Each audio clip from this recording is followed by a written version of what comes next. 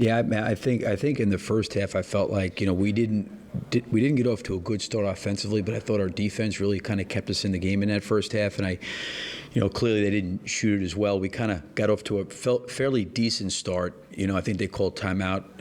The lead was 5 at the half. I think we were up by 7. And that's what happens sometimes. We get off some bodies. Gave them, whether it was rotations or just a little bit late. Closeouts not as hard as they needed to be. And sometimes when you let a team make a few shots, what happens is everything, then becomes, the basket becomes a lot bigger. And, obviously they shot an incredible percentage in the second half.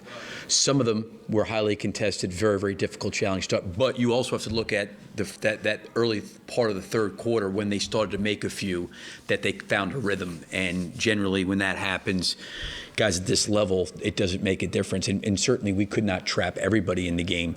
But, I don't know what it was, 20 for 24 or something in the second half. And I think some of it started in the third quarter where we didn't have, we were really aggressive, I thought, closing and guarding the ball there in that first half. And we just, in the third,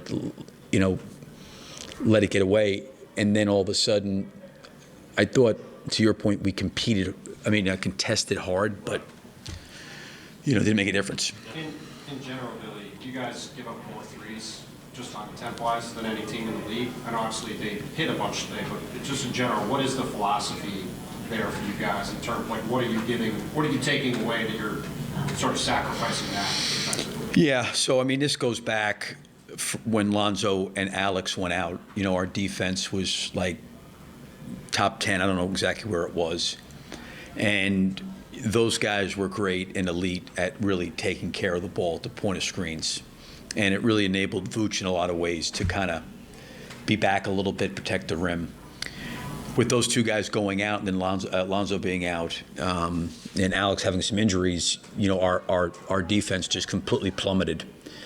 So I think last offseason we had to really look at, the threes. But I think if you look at the best defensive teams in the league, I think Miami's up there, Oklahoma City, I'm not sure who the other one, they all give up a lot of threes.